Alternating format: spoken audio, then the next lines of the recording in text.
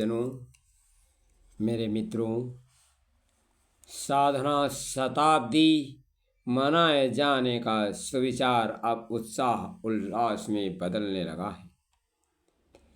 सन 1926 की बसंत पंचमी की ब्रह्म वेला में अपनी भारत भूमि के उत्तर प्रदेश प्रांत के आगरा जनपद गांव आंवलखेड़ा की छोटी सी कोठरी में प्रज्वलित किए गए लघु दीपक के प्रकाश में के सानिध्य में 15 वर्षीय बालक श्री राम ने अपने महान गुरु के निर्देशन पर मार्गदर्शन में गायत्री महामंत्र के 24 वर्षीय 24 महाप्रसरणों की श्रृंखला कठोर तप अनुशासन के साथ आरंभ की।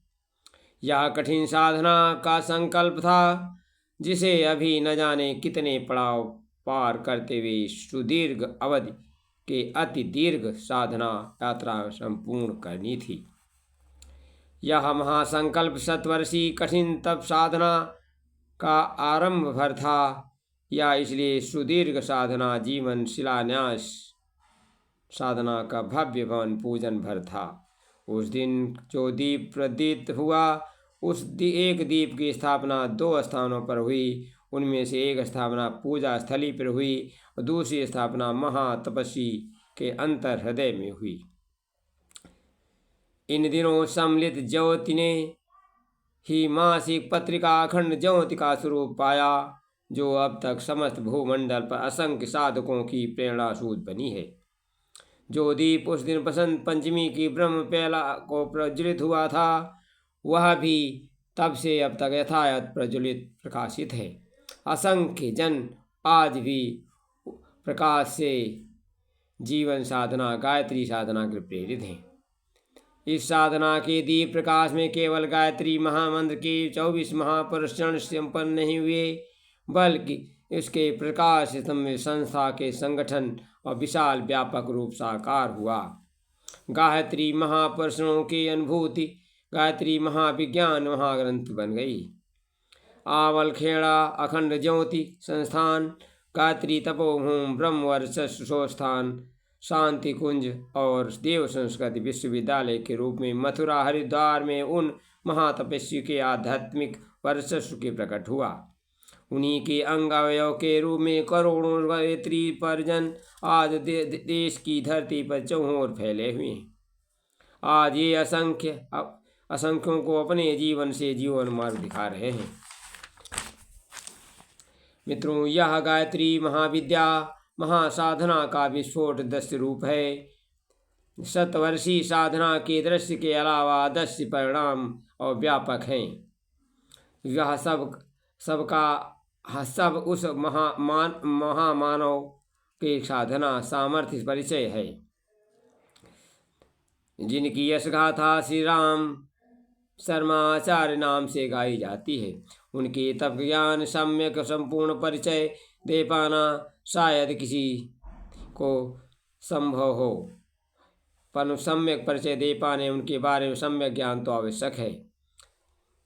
लोक ज्ञान साहित्य सजन और असंख्य परिजन प्रेम में लिपटा है। यह प्रेम ऐसा है जिसे लिपट कर असंख्य परिजन की पीढ़ियाँ उनके उद्देश्य के प्रसाद से गुजर गईं।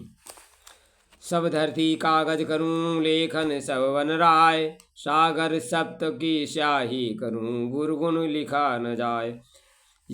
तो बस उस यह कहने का है कि 1926 की बसंत पंचमी के ब्रह्म बेला में आरंभ हुई साधना अभी तक थमी नहीं है। इन वर्षों में इनमें अनेक पड़ाव आए, बाधा व्यतिक्रम आए, स्थान भी बदले।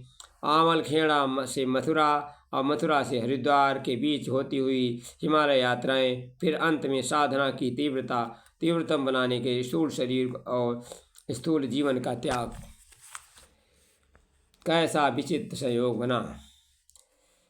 वर्ष 1926 की बसंत पंचमी की ब्रह्म पेला में जब स्थूल शरीर का सूक्ष्म जीवन का कठिन तप आरंभ हुआ और 1990 में गायत्री जयंती को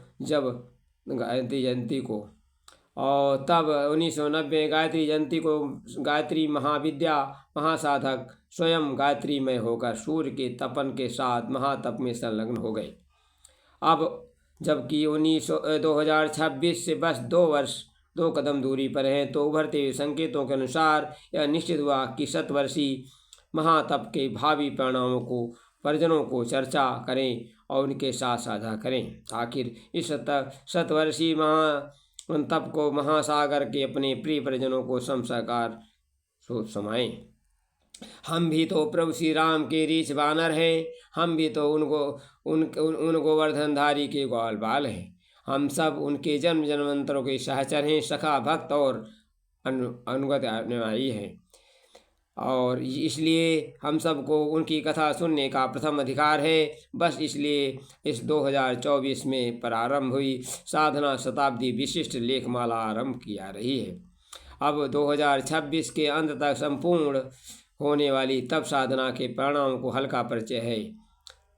2026 से 2050 तक होने वाली संपूर्ण परिवर्तन 20 शतवर्षीय साधना का परिणाम ही है।